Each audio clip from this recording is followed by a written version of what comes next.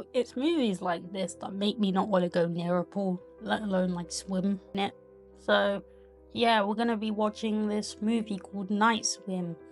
This was actually a movie that I watched last year. I watched it twice last year because the first time I watched it really late at night, but then I fell asleep through like halfway through the movie because it was kind of like they had a lot of scenes that were kind of boring. And then I rewatched it again, and yeah, I had like no recollection the first time I watched it, so I rewatched it again, and yeah, it's probably the worst horror movie I've ever seen. But it's not like the worst in the world. Like there are way worse horror movies, but this one is probably the worst one in 2024. So yeah, I've decided to just do a review on this because this movie is probably the weirdest concept I've ever fucking seen in horror. Like I was expecting it to be like an actual scary movie, but it came across as just goofy and odd and just so random. You'll see when I talk about it. Let's just get on with it. So the movie starts off with summer of 1992. A girl wakes up and sees something in the river. She goes to explore, and we see that her brothers are in a coma or asleep. So she goes outside and then grabs her fishing net and reaches for whatever the thing is. But then an invisible force drags her into the pool. She tries to reach for the thing, but she gets pushed down by some sort of pool demon. Tries to escape, but is dragged under. The title of the film. The present day, a family is looking at houses. They come across the same house from the beginning, and Eve is like very skeptical about the house. Like she doesn't really think much of it, like after she becomes skeptical about it.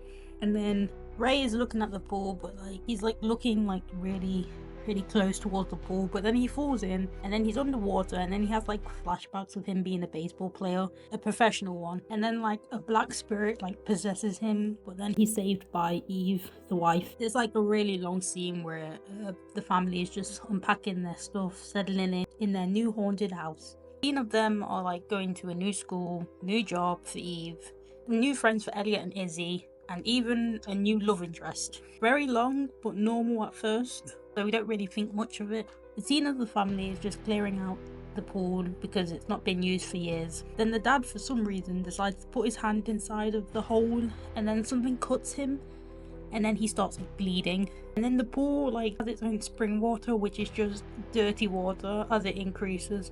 They get a guy to check out the pool for them, and then I had to like write down what this guy says, because this guy says like this one statement like it's just, they make it so like tense, but it's not really needed. I don't know why they even added this. He says these pools are supposed to work miracles on your skin. It's help or a health spa, wellness centers. It's funny, isn't it? We as humans have evolved of the water, and for some part of reptilian brain knows we are not supposed to be there anymore. Guess that's why we try to tame it so hard. Then he hurts himself, and then probably trying to give us a jump scare, but it wasn't really that scary. After that really long boring statement, the family jumps into the pool and has a swim, throwing coins. Ray is sorting out his stuff, and he just spends time just watching a video of the family and reliving the glory days. Eve has a night swim. Get it? Night swim. And while she is swimming, she sees Ray just like staring at her in like a creepy, goofy way. She thinks it's just a prank, but strangely she doesn't really see Ray when she comes out. The next day, Ray and Eve are just like talking to the doctor. She tells him that Ray's condition is improving, thinking that the pool is a miracle because Ray granted the wish in the beginning. Elliot's in the pool, and he noticed one of his toys is in like a hole, similar scene to the movie It. You know, where Georgie sees Pennywise, like it's kind of like a reference to that. So he sticks his hand in the hole and something like grabs him, and we see like a glimpse of the monster that doesn't really look that scary. Well, maybe if we were there, but for some reason there's just a black monster just in the pool. So he tells his mum, and she goes out to investigate but finds nothing. Then the next scene, the family is just cheering Elliot on and his baseball team. Then Ray, because he's so obsessed with reliving the glory days, he joins in and then has a vision of the pool and flashbacks. He scores, also breaking the ball in the process, shocking the whole family because everybody's like, what the fuck? Then Izzy has a date with that guy from school. They play a game and then she puts her head in the water for like a second and then a black demon man just is behind her, but it goes down. What the fuck is this monster? She goes underwater and then the black demon man is like ugly and he scares the fuck out of her. He grabs her trying to drown her because like he needs like a sacrifice, but for some reason he just lets go and she's able to escape and she's spooked out by the pool.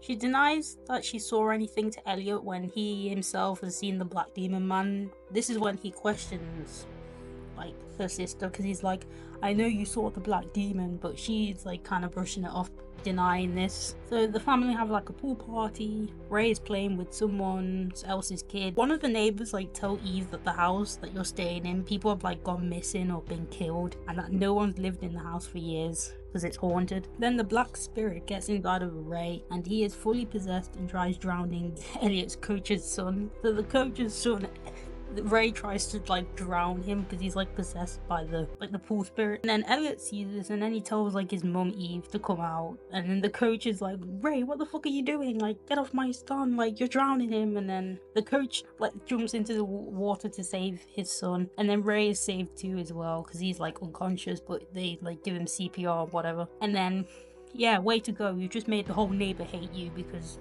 basically tried to kill somebody else's son. What the fuck? A rainy day, the family tries to get away from the house. Ray's like, I don't want to leave the house, there's like nothing wrong with the house, like the house is fine. But after a bit of persuading from his wife Eve, he ends up leaving, but they do try to escape, but then the black shit dirty water comes out of Ray's mouth. It's like choking him and everything, like he's trying to like stop him from leaving. So essentially if he tried to leave the pool, it would kill him because the pool won't let him leave. So they go back in the house knowing that they're pretty much trapped. Eve researches the people who went missing because of the pool. So she visits like the previous owner who lived in the house, and Eve wants to know what the pool is and that her and the kids have seen things in the pool, and she wants answers. The old woman tells her that the water is magic and that there is something beneath the pool, and the pool grants a wish. But with a wish, there is a price to pay in sacrifice, so that it keeps giving the way it gave to her, so it keeps giving her more energy or something. So the old woman wished for her son to get better, which happened, but the daughter from the beginning had to die in order for the pool to just fuck off and sleep. The brother wanted to save his sister after knowing what happened, but the mother locked him in while she was smiling at her daughter being killed. The water that the woman drank is the pool, and it kills her, so that's the consequence for Ray too, I guess. I don't know. I'm guessing it kills Ray after he grants the wish. I'm not too sure. It's very confusing. And then we have a scene where Ray is just looking emo as ever, as well as being possessed by the black spirit as it fills itself up in the pool. Elliot tries to grab something but falls into the pool by the black demon. These monsters came out and they like dragged Elliot into the water. There is like a shot of glass, and I wonder what will happen to the glass. They really make it obvious and predictable what will happen to the glass. Eve goes in to save Elliot. Ray is looking like he just came back from an I Prevail concert, and he's just like fully possessed, and he tries to kill his daughter. Eve finds Elliot, but the spirit tries to stop her, and they start like grabbing her and pulling her down as well. Why? I don't know. I don't exactly know why they're doing that. Izzy hides from emo Ray, and he finds her, and that's not intimidating, that's just goofy. It's too funny. Goofy emo. The girl in the beginning is a spirit, and she gives Eve the coin, leading her the way to the exit. Parting ways as Eve swims back up, even though her and Elliot have been underwater for more than 2 minutes. So Eve performs CPR on Elliot, but emo Ray's behind her and tries to start strangling his wife. And then Izzy hits him with a baseball bat, releasing her anger out on him, but also hitting the emo out of him. It works, and Ray vomits the black shit out of his mouth. She hits him again, then he has a flashback. Then he is back to normal, but the black spirit gets inside of Elliot, trying to possess him or kill him, I don't know. He's like, is Elliot okay? Does he look okay? Then the dad realizes that in order to save his son, he needs to go back into the pool and die. He goes back into the pool, starts swimming underwater, and he just disappears. No body or no spirit, he just vanishes, ending the curse once and for all. So, the aftermath of that, Eve watches a video of Ray as they talk about leaving the house, but worry about the pool killing someone else. So, they get like the pool covered up, which is a good thing. But then the movie ends. So, yeah, that's Night Swim. You know what I find very strange about this whole story? Is the fact that it's Paul possessing people. That's what I find very strange. That's not even the main issue I had with like some of these like scenes. There were kind of like some boring scenes that were just unnecessary or crap. But like what really confused me was like the wish, the way the wish is. So the wish is supposed to be like a thing that people grant. So like you go in the pool, right? You say your wish, you want to be a baseball player or whatever, right? So and then it says like, oh, we need a sacrifice. After you've made the wish, why didn't they just kill Elliot when? Because he was the first person to get in the pool, so I thought the wish was gonna sacrifice him. But for some reason, it's like, no, we're gonna wait till the mum or the sister knows, and then we'll decide to sacrifice between the three. So I thought it was gonna sacrifice Izzy, the girl, but for some reason, it's like, nope. Monster grabbed Izzy, so I thought Izzy was gonna die. But for some reason, it's like, nope, we'll let you off. I was kind of confused. It doesn't really make a lot of sense. Like, I thought the person who grants a wish, right, wishes for to be well or something, and then the next person who goes into the pool dies. But it doesn't do that. It's like, no, we're gonna wait until like everybody in the family knows.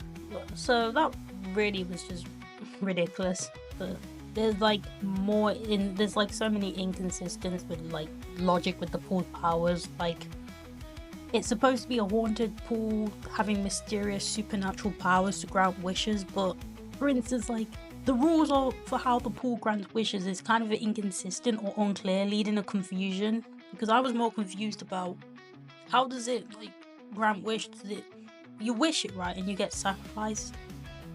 But it doesn't do anything like that. It's just it confused me.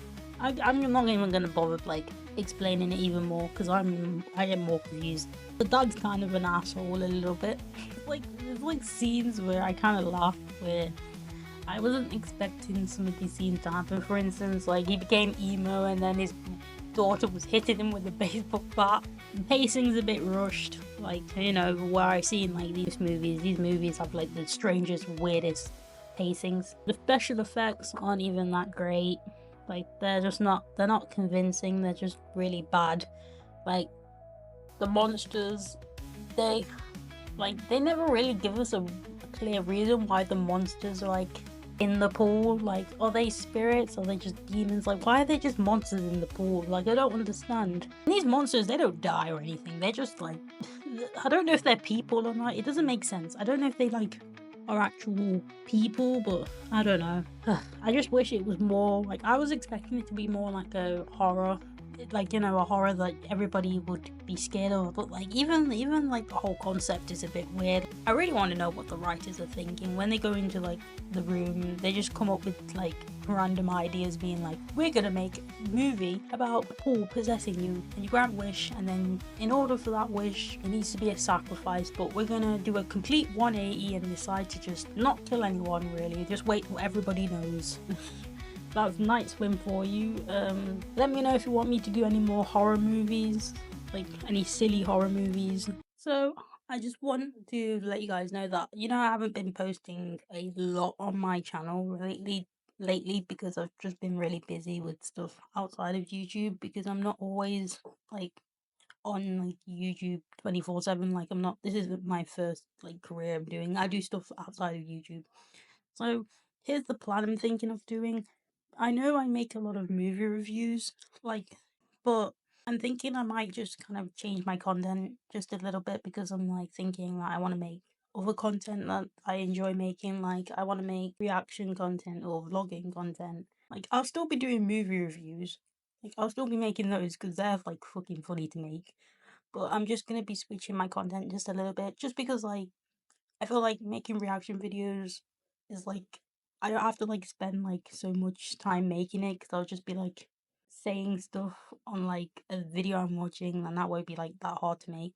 Because there is a movie that I am doing a review on, but it involves two movies. It's gonna take a while to like make, so I'm thinking I might just like put that on hold for a minute. Like, I'll still be doing like editing it in the process. Like, it's gonna take a while because I'm not always online 24/7. Like, I'm not always active on social media. I'm very quiet. Yeah, that's really much the plan, really. I'm thinking of just changing my content a little bit. Maybe make it interesting. Maybe do some documentaries or vlogging or reaction videos or anything you guys suggest. Like, maybe even gaming, actually. Because I'm thinking I might do like games and stuff on my channel.